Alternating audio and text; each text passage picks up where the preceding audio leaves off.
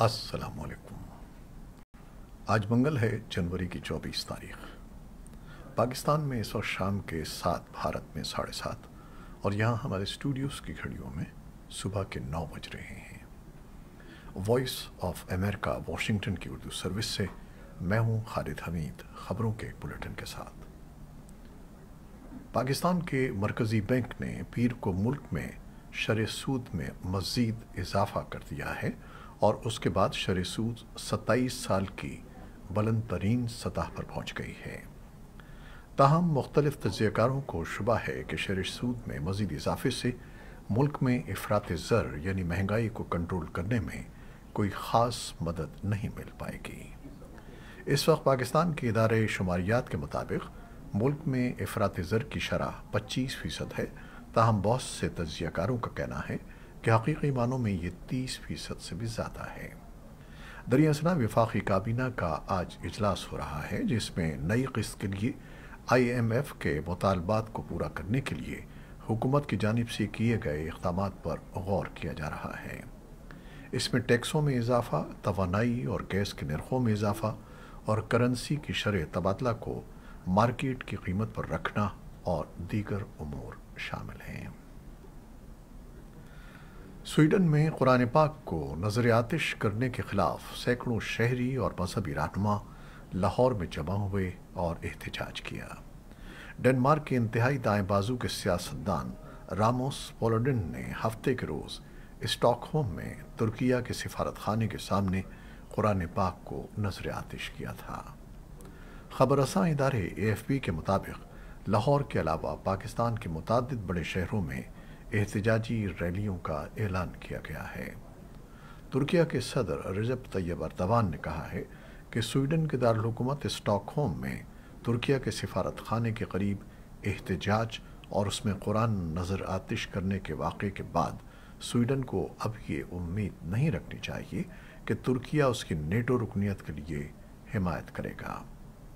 متعدد عرب ممالک جن میں سعودی عرب، اردن اور کویت شامل ہیں، انہوں نے اس واقعے کی مذمت کی ہے۔ پاکستان کے وزیر اعظم شہباز شریف نے بھی قرآن پاک کی توہین پر مذمتی بیان جاری کیا ہے۔ اسپیکر قومی اسمبلی راجہ پرویز اشرف نے تحریک انصاف کے مزید 43 ارکان کے استعفے منظور کر لیے ہیں اور اس ضمن میں ایک سمری الیکشن کمیشن کو ارسال کر دی ہے۔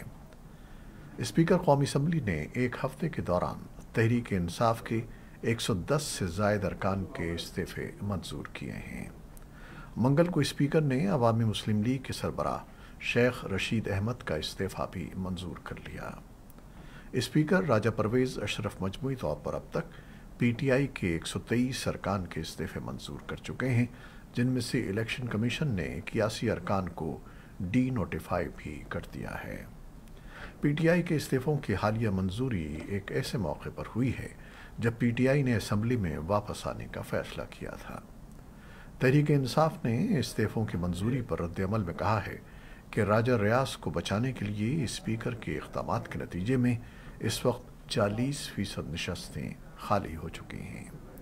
PTI کے مطابق ملک انتخابات کے مزید قریب آ گیا ہے۔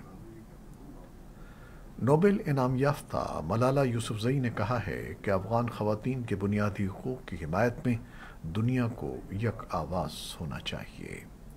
ملالہ نے تعلیم کے عالمی دن کے موقع پر وائس آف امریکہ کی افغان سروس کو دیے گئے ایک انٹرویو میں کہا ہے کہ افغانستان میں طالبان کی جانب سے خواتین پر عائد پابندیاں اسلامی تعلیمات کے خلاف ہیں۔ اقوام متحدہ کے سیکرٹری جنرل انتونیو گتریس نے تعلیم کے عالمی دن کے موقع پر طالبان سے مطالبہ کیا ہے کہ وہ افغانستان میں لڑکیوں اور خواتین کے لیے ثانوی اور اعلیٰ تعلیم تک رسائی پر اشتعال انگیز پابندی کو واپس لیں۔ انہوں نے ایک ٹویٹ میں کہا کہ اب وقت آ گیا ہے کہ تمام امتیازی قوانین اور طرز عمل کو ختم کیا جائے جو تعلیم تک رسائی میں رکاوٹ ہے۔ تعلیم کا عالمی دن ایک ایسے وقت پر منایا جا رہا ہے جب چھٹی جماعت سے اوپر کی تعلیمی سطح پر لاکھوں افغان لڑکیاں تقریباً 1.5 سال سے تعلیم سے محروم ہیں اور ان کا مستقبل غیر یقینی کا شکار ہے۔ اس کے علاوہ طالبان نے سن 2022 کے آخر میں یونیورسٹیوں میں خواتین کی تعلیم پر پابندی لگا دی۔ یونیسکو نے تعلیم کا عالمی دن افغان لڑکیوں کے نام کیا ہے۔ اس موقع پر امریکی charge D affairs Keran decker نے اپنے رد عمل میں کہا کہ آج تعلیم کا عالمی دن منانا مشکل ہے کیونکہ افغان خواتین اور لڑکیاں اب اس حق سے محروم ہیں۔ تعلیم افغانستان کے مستقبل کی سرمایہ کاری ہے اور لڑکوں اور لڑکیوں سب کو اس کا موقع ملنا چاہیے۔ اقوام متحدہ کے انسانی امور کے انڈر سیکریٹری مارٹن گرفٹس کی قیادت میں ایک وفد پیر کو کابل پہنچا۔ اس سے پہلے امینہ محمد کی قیادت میں اقوام متحدہ کے اعلیٰ سطحی وفد نے بھی افغانستان کا دورہ کیا تھا۔ وفد نے پیر کو طالبان کے نائب وزیر اعظم ملا عبدالسلام حنفی سے ملاقات کی اور افغانستان میں لوگوں کے لیے انسانی امداد پر تبادلہ خیال کیا۔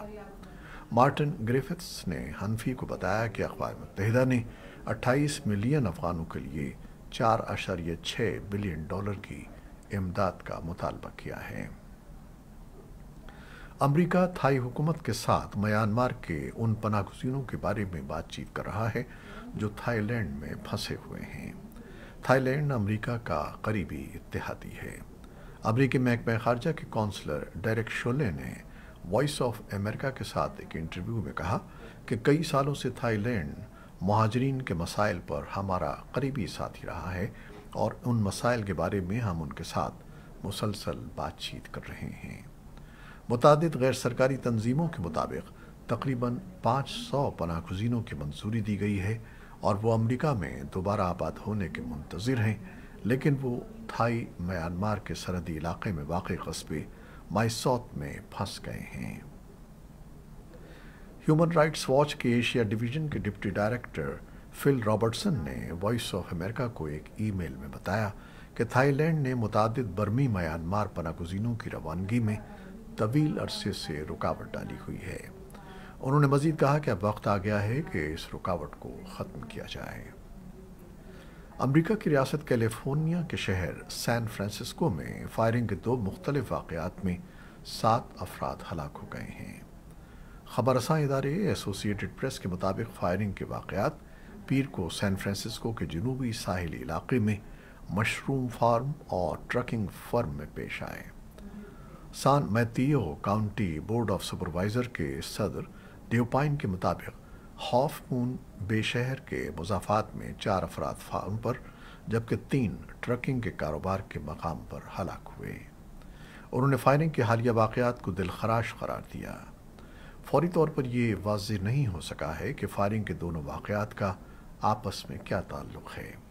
حکام نے بتایا کہ ہاف مون بے کے علاقے میں فائرنگ کرنے والے ایک مشتبہ شخص کو بھی حراست میں لے لیا گیا ہے۔ اس سے قبل ہفتے کو جنوبی کیلیفورنیا کے بال روم ڈانس ہال میں فائرنگ کے ایک واقعے میں 11 افراد ہلاک ہو گئے تھے۔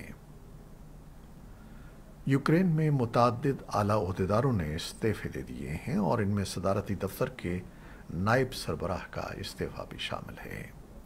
صدر ولادیمیر زیلنسکی نے کہا کہ ان کی حکومت میں کچھ اہلکاروں کی تبدیلیاں ہوں گی۔ کیریلو تیموشینکو نے ٹیلی گرام پر اپنی ایک پوسٹ میں استعفے کی کوئی وجہ نہیں بتائی۔ نیٹو کے سیکرٹری جنرل یانس اسٹالٹنبرگ آج منگل کو برلن میں جرمن وزیر دفاع بورس پسٹوریس سے ملاقات کر رہے ہیں کیونکہ جرمنی کو یوکرینی افواج کی مدد کے لیے لیپرڈ 2 ٹینکوں کی منظوری کے لیے مسلسل دباؤ کا سامنا ہے۔ جرمن چانسلر اولف شولز کے ترجمان نے پیر کو بتایا کہ جرمنی ٹینکوں کی منتقلی کو مسترد نہیں کرتا، لیکن اس بارے میں کوئی فیصلہ نہیں کیا گیا ہے۔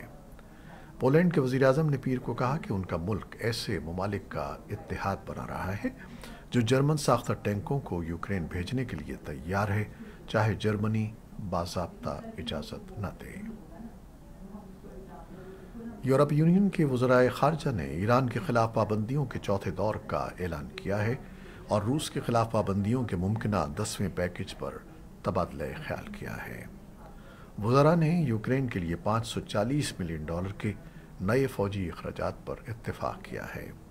پیرس سے لیزا برائنڈ کی رپورٹ کے مطابق یوکرین کے لیے نئی فوجی فنڈنگ سے اب یورپی یونین اور رکن ریاستوں کے فوجی اخراجات तकरीबन $12 बिलियन तक पहुंच चुके हैं। यूरोपीय यूनियन की खारजा पॉलिसी के सरबराह जोसेफ बोरेल ने भी कहा कि मॉस्को के खिलाफ यूरोपीय यूनियन की जानिब से तेल की फरोख्त पर पाबंदियां मौसर साबित हो रही हैं। बोरेल का कहना है कि रूस को अपने बजट को मुतवाज़िन करने के लिए 70% की ज़रूरत है, जबकि उसे $40 फी बैरल का नुकसान हो रहा है। इससे रूसी मालियाती इस्तेहकाम पर बड़े असरात मुरतब हो रहे हैं। लेकिन ब्रसल्स में यूरोपीय वज़राए ख़ारजा की मीटिंग एक अहम नुक्ते पर पेशरफ्त करने में नाकाम रही कि जर्मनी को बाज़ाब्ता तौर पर यूरोपीय यूनियन के रुकन ममालिक की जानिब से लेपर्ड टैंक यूक्रेन भेजने पर आमादा कर सके। कीव के मुताबिक ये टैंक उसकी जंगी कोशिशों के लिए बहुत ज़रूरी हैं। ईरान में मुजाहिरीन के खिलाफ क्रैकडाउन के जवाब में अमरीका ने यूरोपीय यूनियन और बरतानिया के साथ ईरान पर नई पाबंदियां आयद कर दी हैं। अमरीकी महकमा खारजा के तर्जमान नेड प्राइस ने एक ब्रीफिंग में सहाफ़ियों को बताया कि नई पाबंदियों में ईरान के नायब इंटेलिजेंस वज़ीर और पासदाराने इनकलाब के अहम कमांडरों समेत 10 अफराद शामिल हैं। प्राइस ने कहा कि पाबंदियों का मकसद ईरानी हुकूमत के इंसानी हकूक़ के लिए जवाबदेही करना है। ईरान की वज़ारत ख़ारजा ने यूरोपीय यूनियन और बरतानिया की तरफ से नई पाबंदियों की मज़म्मत की है और उसका जवाब देने का अहद किया है। ईरान की वज़ारत ख़ारजा के तर्जमान नासिर किनानी ने एक बयान में कहा कि इस्लामी जमहूरिया जल्द ही यूरोपीय यूनियन और इंग्लैंड के इंसानी हकूक़ की खिलाफ वर्जी करने वालों के खिलाफ नई पाबंदियों की फहरिस्त का ऐलान करेगी।